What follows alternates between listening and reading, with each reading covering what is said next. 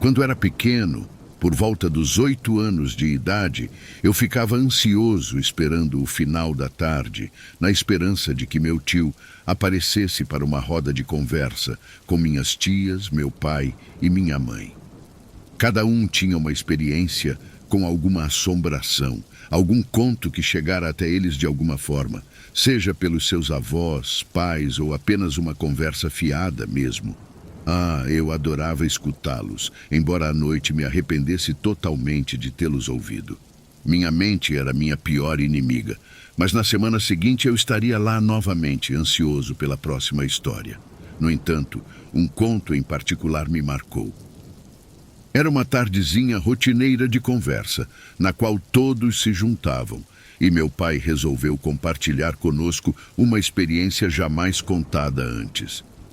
Ele começou a contar sobre uma pescaria que meu avô organizou com seu amigo e me levou junto para a Ilha do Encantado, que ficava a cerca de 15 quilômetros da minha cidade. Ao organizarem essa pescaria, jamais imaginariam o que veriam naquele lugar. Saíram às 17 horas da tarde da costa do rio Uruguai, na divisa com Santo Tomé, Argentina. A embarcação saiu à tardinha, pois a pesca seria realizada à noite para poder arrastar o espinhel. Chegando lá, encontraram um lugar úmido, com paredões de pedras, árvores secas, muitos cipós e muita lama.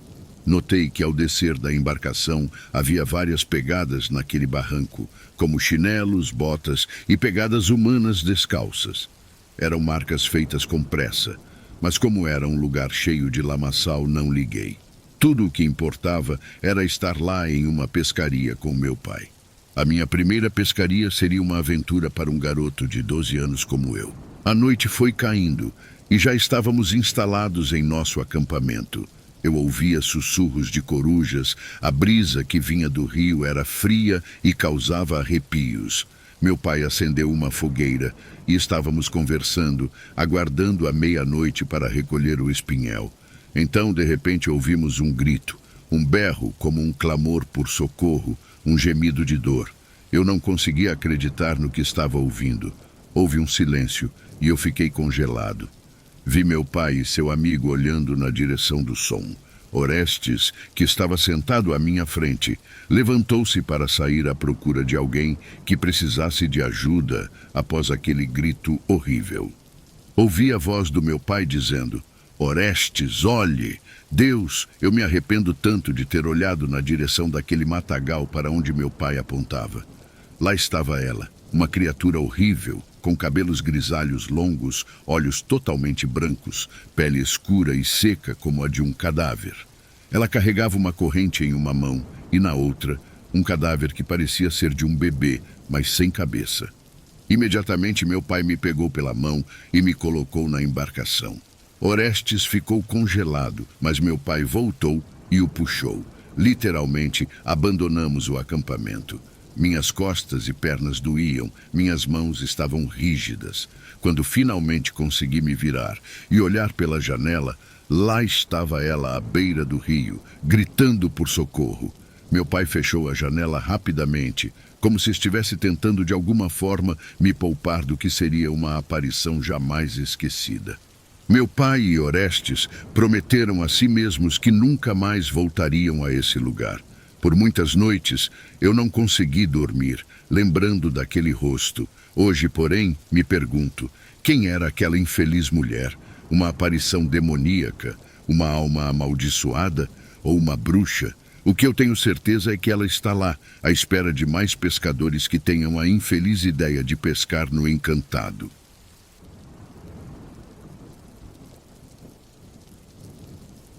Minha esposa e eu sempre sonhamos em ser pais e tentamos de todas as formas possíveis por um longo período de tempo. Quando digo longo período, quero dizer exatamente 5 anos. Nossa determinação era incansável, mas minha esposa simplesmente não conseguia engravidar, não importava o que fizéssemos.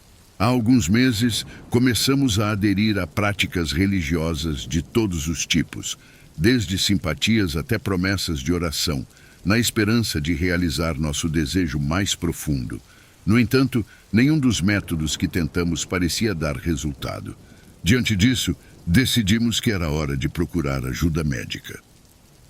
Eu sei o que você está pensando. Por que não fizeram isso antes? Mas acredite ou não, nunca passou pela nossa mente que poderia haver um problema que exigisse intervenção médica.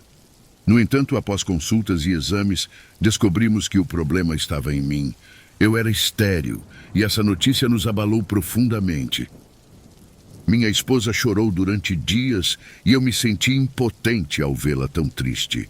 Decidi então buscar ajuda em lugares improváveis, mergulhando ainda mais fundo em práticas religiosas, explorando até mesmo o mais oculto. Eu acreditava que algo fora do alcance da ciência poderia nos ajudar. Durante minhas buscas, deparei-me com um ritual que, segundo a lenda, concederia um filho a um casal que desejasse intensamente. Os procedimentos para o ritual eram obscuros e nunca havíamos feito algo assim antes, mas conversei com minha esposa sobre isso e ela concordou, seus olhos brilhando com a possibilidade, mesmo sem saber como o ritual deveria ser realizado. Naquela mesma noite, ao anoitecer, seguimos o ritual à risca. Usando tinta vermelha, desenhamos um círculo no chão do quarto, com um diâmetro maior que 2 metros, mas menor que 2,5 metros. Dentro desse círculo, desenhamos com a mesma tinta a forma de um útero, de modo que as tubas uterinas encostassem nas laterais do círculo, assim como a parte inferior, representando a vagina, tocasse a parte inferior do círculo. Usando tinta preta, desenhamos um triângulo sobre o útero, de forma que suas pontas tocassem o círculo, criando uma figura semelhante a um hexagrama. Acendemos velas do lado de fora do círculo, em uma distância de 60 centímetros, na direção das pontas do triângulo. Como parte final do ritual, nos ajoelhamos diante do círculo com as luzes apagadas e repetimos 7 vezes palavras oriundas de uma cultura pagã. Depois, consumamos o ato ali no local durante a noite. Ao acordarmos na manhã seguinte, a ansiedade para saber se o ritual havia funcionado era avassaladora, mas tínhamos que esperar. Algumas semanas depois, devido ao atraso menstrual de minha esposa, finalmente decidimos fazer um teste de gravidez. Para nossa grande felicidade, o resultado foi positivo. Minha esposa estava grávida. Eu acreditava que, de alguma forma, o ritual tinha me tornado fértil e tudo parecia estar correndo conforme planejado, mas sempre me intrigou. Que forças misteriosas eram essas capazes de conceder-nos esse presente tão desejado? Mais tarde, decidi voltar ao mesmo médico que havia diagnosticado minha infertilidade. Não contei nada à minha esposa, afinal, já havíamos alcançado o que tanto queríamos.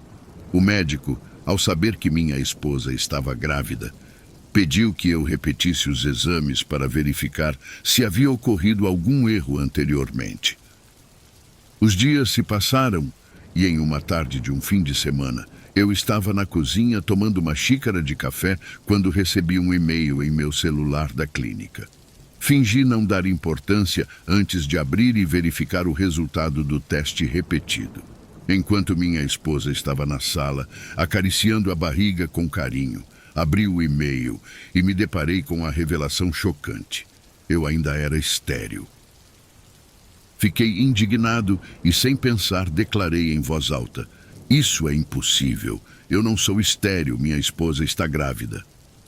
Percebi que minha esposa havia parado de acariciar a barriga e levantou a cabeça lentamente, olhando diretamente para mim. No entanto, seu sorriso não era mais o mesmo, era malicioso, e seus olhos estavam completamente brancos. Aquela não era mais minha esposa, e eu não sabia o que estava sendo gerado dentro dela.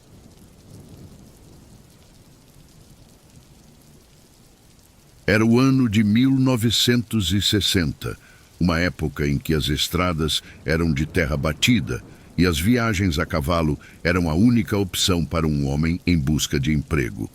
Eu, Um viajante solitário com experiência em trabalhos no campo vinha cavalgando há 2 dias sob o sol escaldante e o vento cortante, em busca de uma oportunidade que pudesse me garantir o sustento.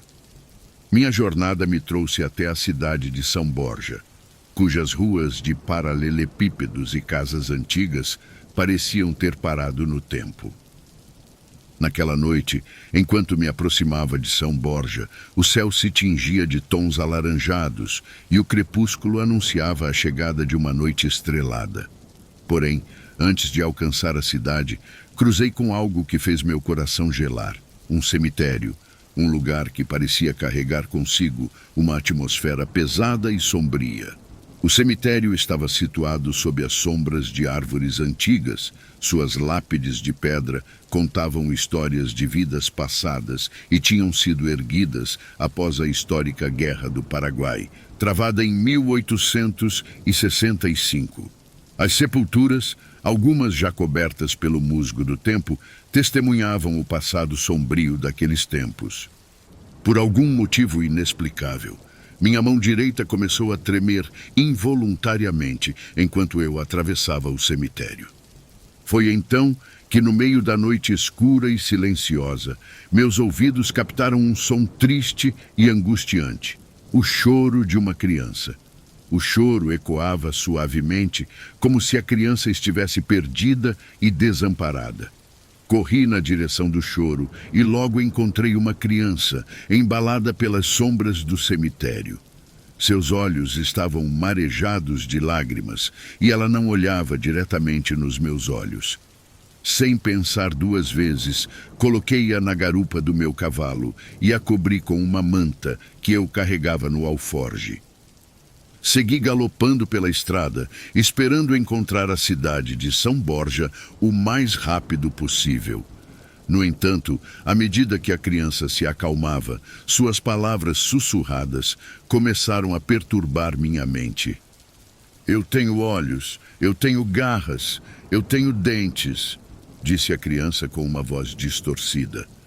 Olhei para baixo e, num piscar de olhos, percebi que a criança que eu carregava já não era mais uma criança.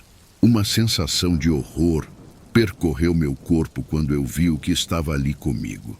Era uma criatura horrenda, algo que nunca havia visto em toda a minha vida. Seus olhos brilhavam como brasas e suas garras afiadas estavam prestes a rasgar minha pele. Sem pensar, dei um golpe com o cotovelo na criatura e a derrubei do cavalo. O animal galopou assustado e eu corri o mais rápido que pude, sem olhar para trás. A criatura, agora revelada como algum tipo de demônio ou duende, ficou para trás, desaparecendo na escuridão da noite. Nunca mais vi algo tão horrendo, mas a imagem daquela figura demoníaca ficou gravada em minha memória como uma lembrança obscura, uma lembrança de uma noite em São Borja que eu preferiria esquecer. Desde então, continuei minha jornada como um viajante solitário, sempre atento aos mistérios sombrios que o mundo tinha a oferecer.